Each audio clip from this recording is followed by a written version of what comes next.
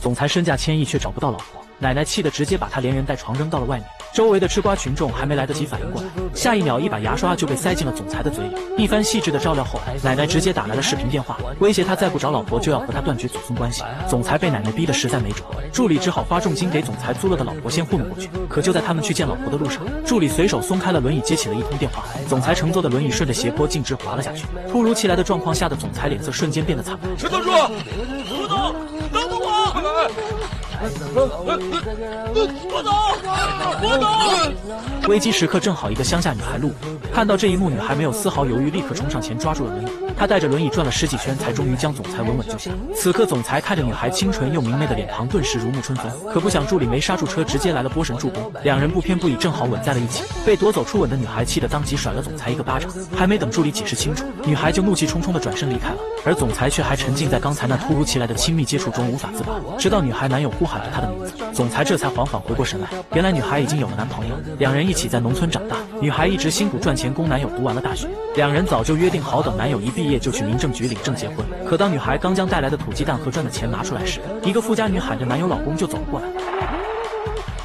老公，她就是你的农村未婚妻啊！女孩又气又急，质问男友为什么要背叛自己，可渣男却装起了缩头乌龟。千金的两个小跟班也一把抢过装鸡蛋的篮子，嘲讽他一个乡巴佬拿这种东西来丢人现眼。女孩想要夺回自己的鸡蛋，可千金却故意将篮子高高抛到了空中。这一刻，虽然男友也觉得他们做的有些过分，但在听到千金画下的大饼后，被利欲冲昏头脑的渣男当即就告诉女孩他们之间已经结束了。随后他挽着千金的手，头也不回的越走越远，看着地上碎了一地的鸡蛋，女孩忍不住默默流下了眼泪。不远处的总裁将刚才发生的一切都看在了眼里，突然他做了一个大胆的决定，于是他主动走到女孩面前，正式的做起了自我介绍。你好，我不是流氓，我叫博思敏，今年30岁，身心健康。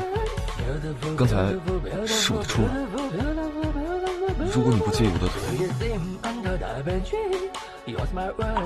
我想跟你结婚。总裁的这番话直接把女孩给整懵了。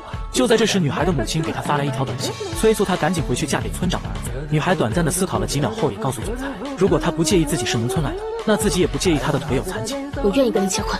就这样，两人火速领了结婚证。刚出民政局，奶奶就又打来了电话，总裁将自己已经结婚的消息说了出来。奶奶看到热乎的结婚证，激动的立马站了起来，还表示现在就要见到自己的孙媳妇。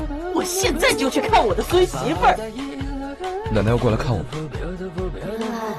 他说的奶奶跟我结婚的，放心吧，我会哄奶奶开心的。刚到家门口，奶奶就迫不及待地冲了出来，她一把推开自己的孙子，热情地迎向孙媳妇，说着就要带她去酒店吃饭。可女孩却连忙拒绝，说出去吃太浪费钱，如果冰箱里有菜，她可以下厨露一手。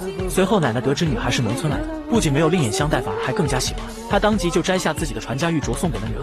女孩听奶奶说手镯1780，当即就退了回去。殊不知奶奶可是少说了后面的一个万字。不过在总裁的劝说下，不知情的女孩还是收下了镯子。吃饭时，奶奶就要他们今晚必须留宿在这里洞房。或许因为紧张，女孩看总裁坐着不动，询问他怎么还不去洗澡，可下一秒才反应过来自己说错话了。唐离，你在胡说些什么呀？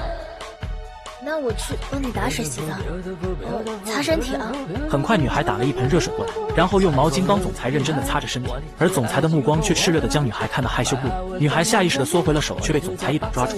擦身体之前，是不是要先脱衣服？无奈之下，女孩只好慢慢的脱下总裁的浴袍。哇，他身材怎么这么好？